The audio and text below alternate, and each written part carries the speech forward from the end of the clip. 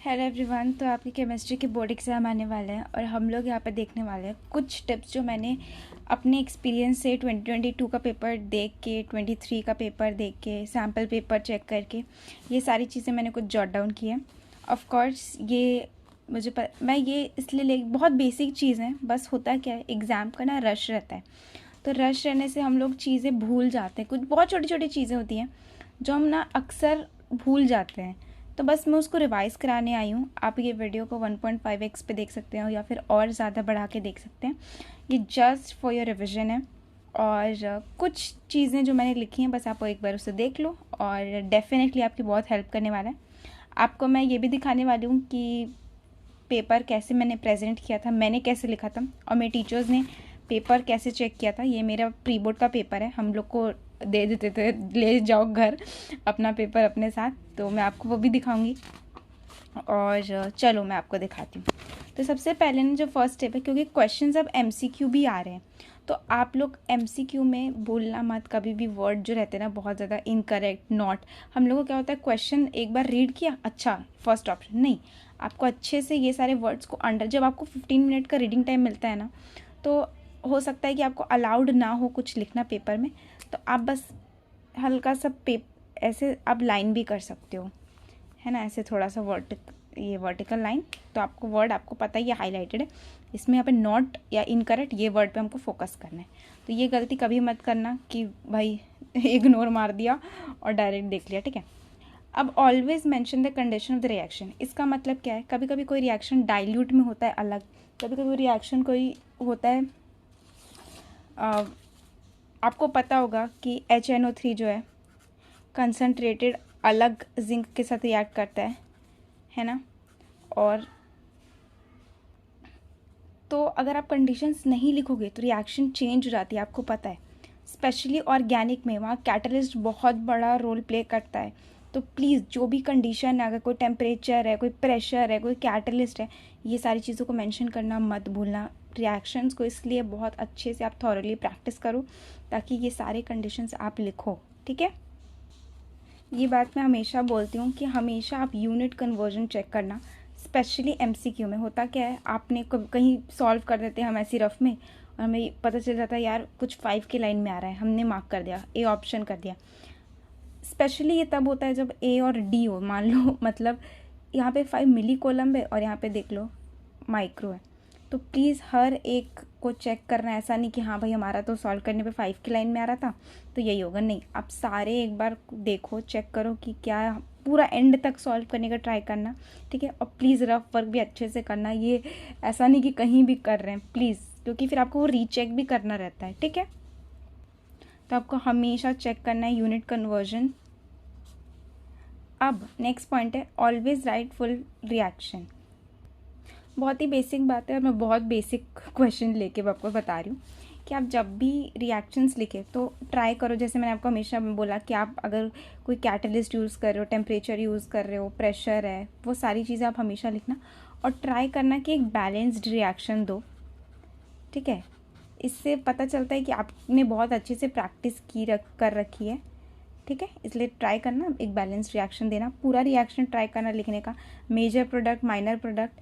कभी कभी हम लोग को क्वेश्चन में दिया रहता है, खुद बोलता है कि सर मेजर प्रोडक्ट लिखो, तो वहाँ तो ठीक है, बट अगर क्वेश्चन में कुछ नहीं मेंशन है तो आप ट्राई करना कि फुल रिएक्शन देना, मेजर प्लस माइनर भी देना, ठीक है। अगर आप देखोगे तो एक दो क्वेश्चन आते हैं कि arrange in increasing order of solubility, increasing order of boiling point, decreasing order. तो कुछ लोग ये चीज़ें कभी पढ़ना भूल जाते हैं, तो प्लीज़ इन वर्ड्स को भी आप हाईलाइट करके रखना कि हाँ भाई इंक्रीजिंग पूछा है। कभी कभी होता क्या है, जैसे आप लोग हो सकता है कि ABCD दिया है और 4 क्वेश्चन मतलब 4 दिया है, उसमें आपको बोला है कि डिक्रीजिंग ऑर्डर में करो, तो आपको याद नहीं रहा, आपने इंक्रीजिंग ऑर्डर में कर दिया। तो ये चीज़ को अवॉइड करने के लिए आप एरो का भी यूज़ कर सकते हो, है ना, कि भाई ये तो इसका सबसे ज़्यादा बॉइलिंग पॉइंट है, इसका फिर इसका फिर इसका। तो आप ट्राई करना कि या साइन का यूज़ कर लो या फिर अच्छे से आप पढ़ना कि हाँ भाई इंक्रीजिंग लिखा है, डिक्रीजिंग। कुछ लोग डायरेक्ट ऐसे लिख देते हैं ना, दोनों सही है, बट मैं आपको सजेस्ट करूँगी कि ऐसे लिखना और ये वर्ड्स को अच्छे से रीड करना, ओके।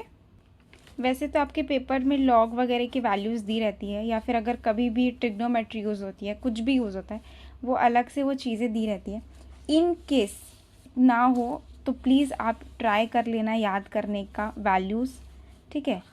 इससे आसानी होती है आपको कैलकुलेशन में और आपकी एक थॉरो प्रैक्टिस होती है। बट फिर भी अगर एग्ज़ाम में अगर आपको लॉग का 0 और होता है इसका यहाँ पे, बट अगर आपको 0.3 बोला था वही लिखना, वही जो यहाँ पे मेंशन्ड हो उसी को यूज़ करना। बट मैं आपको सजेस्ट करूँगी आप प्लीज़ थोड़ा सा टाइम निकाल के इनकी वैल्यूज़ याद कर लेना। कुछ लॉग की वैल्यू या कुछ भी स्टैंडर्ड वैल्यूज़ अगर आपको लगता है कि यार हो सकता है न्यूमेरिकल में ये क्वेश्चन आए, तो उनकी वैल्यूज़ को आप ट्राई करना याद कर लेने के लिए। हमेशा गिव रीज़न बहुत आते हैं, ठीक है। और गिव रीज़न में आपको सिर्फ हाईलाइटेड मेन पॉइंट्स देने रहते हैं। मैं आपको दिखाती हूँ। आप कितना भी गिव रीज़न लिख लो, आपको मार्क्स नहीं मिलेंगे अगर आपने मेन चीज़ें नहीं लिखी है। तो प्लीज़ अगर हो सकता है तो गिव रीज़न में आप सपोर्ट करना अपना रीज़न। आप रिएक्शन लिख सकते हो, डायग्राम लिख सकते हो, कोई ट्रेंड बता सकते हो, कुछ भी ऐसा सपोर्ट करना, क्योंकि गिव रीज़न में बहुत हाई चांस होते हैं। हमको लगता है यार हम तो लिख देंगे बहुत बड़ा बड़ा, नहीं, आपको मेन चीज़ों के ही मार्क्स मिलते हैं। तो इस चीज़ पे थोड़ा सा आप ध्यान देना। ये गलती मैं बहुत बार करती थी, ये पी के बी पी के ए ये वैल्यू को ना कभी कभी मैं एक्सचेंज कर देती थी पी के ए। तो ये पी के बी पी के ए ये सारी चीज़ें ना हम बहुत ज़्यादा कंफ्यूजिंग लगती हैं। तो एक बार आप प्लीज़ ये चीज़ों को चेक कर लेना अच्छी तरीके से। बहुत बार मैंने ये मिस्टेक करी है, इसलिए मुझे ये भी याद है। और तो बिल्कुल ट्राई करना इसको एक बार अच्छे से चेक करने का, ठीक है। नेक्स्ट है फुल फॉर्म। जब भी आप कभी भी ना एब्रीवेशन का यूज़ करो या कभी भी फॉर्मूलाज हम लिखते हैं ना तो ऐसे लिख देते हैं, तो ट्राई करना कि आप उसमें जो जो चीज़ें यूज़ करो, जैसे जी का मतलब क्या है, एफ़ यहाँ पे क्या डिनोट करता है, ई यहाँ पे क्या डिनोट है, वो चीज़ों को लिख दोगे ना तो ज़्यादा बेटर रहता है। क्लैरिटी आती है कि एग्जामिनर को पता है यार हाँ इसको फॉर्मूला का मतलब भी पता है। तो प्लीज़ आप ट्राई करना कि उसका आप अच्छी तरीके से फुल फॉर्म भी बता दो, ठीक है। अगर आपको लगता है गिव रीज़न या कोई क्वेश्चन में डायग्राम बन सकता है तभी बनाना, और अच्छे से आपको पता होना चाहिए उसकी लेबलिंग भी क्या है, ठीक है। तो आप अगर पता है तो प्लीज़ अपना आंसर सपोर्ट करना डायग्राम के साथ, डेफिनेटली बहुत अच्छा इंप्रेशन बनता है। फिर आप ना अपने रिएक्शन को प्रोसेस को ना एक्सप्लेन कर सकते हो। जैसे मैं आपको समझाती हूँ कि बहुत सारा आएगा रिएक्शन जहाँ पे आप एक लिखो, डायरेक्ट एक स्टेप लिखोगे और उसके बाद आंसर आ जाएगा। बट आप एक्सप्लेन कर सकते हो कि यहाँ पे अल्फ़ा हाइड्रोजन नहीं था तो ये हुआ, अल्फ़ा हाइड्रोजन था तो ये हुआ, क्रॉस एल्डोल हुआ। मतलब आप अगर आपको लगता है ना कि आपका रिएक्शन एक स्टेप में ओवर हो चुका है, आप लॉन्ग आंसर्स की बात कर रही हूँ मैं, डेफिनेटली आप उसमें अपने रिएक्शंस को एक्सप्लेन भी कर सकते हो, ठीक है, स्टेप बाय स्टेप कि हाँ ये चीज़ें हुई वो चीज़ें हुई। तो इससे एक अच्छा इंप्रेशन बनता है कि हाँ आपको पता है कि रिएक्शन में क्या हुआ। लॉन्ग आंसर्स में ये डेफिनेटली हेल्प करेगा।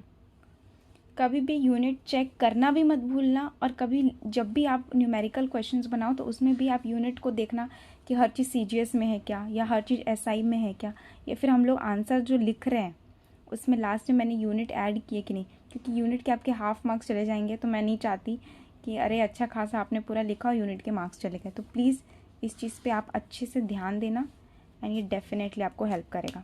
तो आप हमेशा जब भी लिखो न्यूमेरिकल क्वेश्चन हमेशा गिवन लिखना, ठीक है।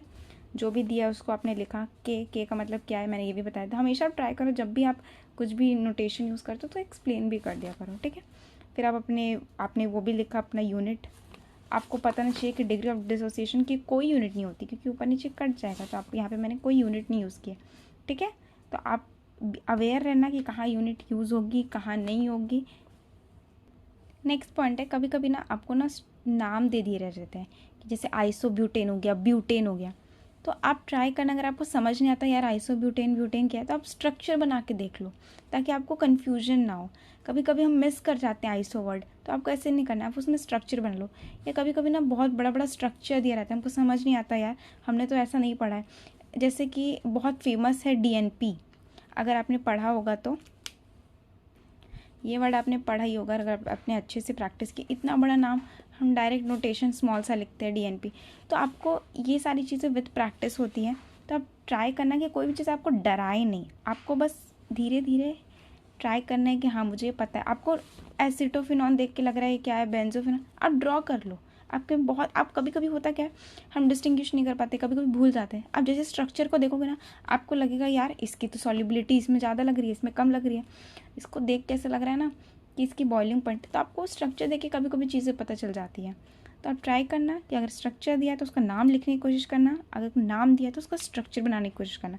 इससे क्लैरिटी भी आती है और टीचर को पता है कि यार आपको दोनों आता है। बहुत ही कम पॉइंट्स मैंने आपको बताए हैं, बट ये डेफिनेटली ये सारे बहुत इंपॉर्टेंट है।